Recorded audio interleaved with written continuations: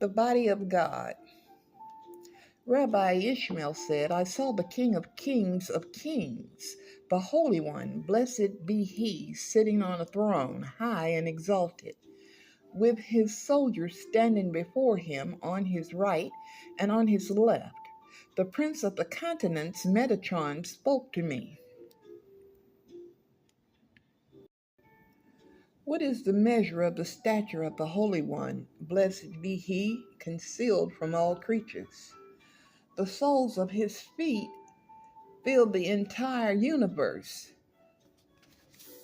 Their height is 30 million parasangs. For the sole of his foot to his ankle is the million parasang, is 10 million parasangs. From the sole of his foot to his ankle is 10 million parasangs. From his ankle to his knees is 190 million parasangs. From his knees to his thighs is 120 million parasangs. From his thighs to his neck is 240 million parasangs. His neck extends 130 million parasangs.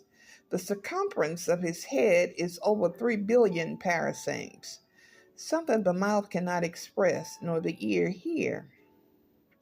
His beard is 11,500 parasangs. His face and cheeks are like spirit and soul, which no one can perceive. His body is like aquamarine. His radiance scintillates awesome from within the darkness. Dense clouds surround him. All the angels of the presence pour themselves out before him as water pouring from a pitcher. His tongue extends from one end of the universe to the other. The width of his forehead is 130 million parasangs. On it are written 70 letters. The black of his right eye is 11,500 parasangs, and so on the left. From his right shoulder to his left shoulder is 160 million parasangs. From his right arm to his left arm is 120 million parasangs. His arms are folded. The fingers on each of his hands are 150 million parasangs. Each finger 30 million. His palms are each 40 million parasangs. His toes are 100 million parasangs. Each one 20 million. Therefore he is called the great, mighty, and awesome God. But then Metatron told me how to calculate the parasangs. What is their measure? Each parasang is 3 miles. Each mile is 10,000 cubits. Each cubit is 2 spans measured according to God's span, which spans the entire universe.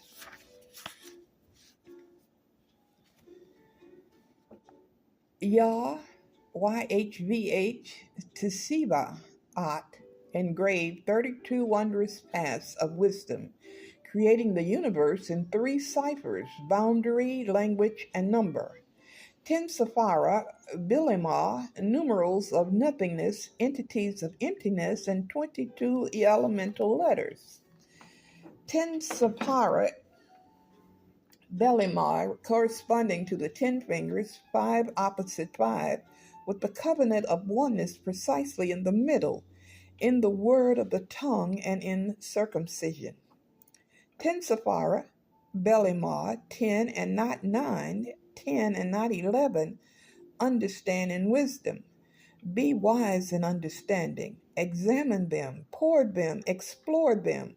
Know, contemplate, and visualize. Establish the matter thoroughly and restore the Creator to his abode. Their measure is 10, yet infinite. 10 Seifirot, Belimar, bridle your mind from imagining, your mouth from speaking. If your mind races, return to the place you departed. Remember what is written. The creatures darting to and fro concerning this covenant has been made. 10 Seifirot, Belimar, their measure is 10, yet infinite. Their end is embedded in their beginning in their end, like a flame joined to a burning coal. Know, contemplate, and visualize that the Creator is one. Without a second before one, what can you count? Ten Sephira Belamah. Their measure is 10, yet infinite. Depth of beginning, depth of end, depth of good, depth of evil, depth of above, depth of below, depth of east, depth of west, depth of north, depth of south. God alone rules them all from his holy abode to entities of eternity. Tensafira Belema, a vision flashing like lightning. Their limit has no end. God's word surges through them. I'm the one who planted this tree for all the world to delight in. With it I span the all, calling it all, for all depends on it, all emanates from it, all need it, all gaze upon it and await it, for here souls fly forth in joy. Alone I was when I made it. When I spread out my earth in which I planted and rooted this tree, giving them joy in one another, rejoicing along with them, who was with me? To whom could I reveal the secret of mine? The righteous pillar, one pillar extends from earth to heaven. Its name is righteous. Its name is righteous one, named for the righteous. If there are righteous people in the world, the pillar is strengthened. If not, it is weakened. It upholds the entire world, as it is written.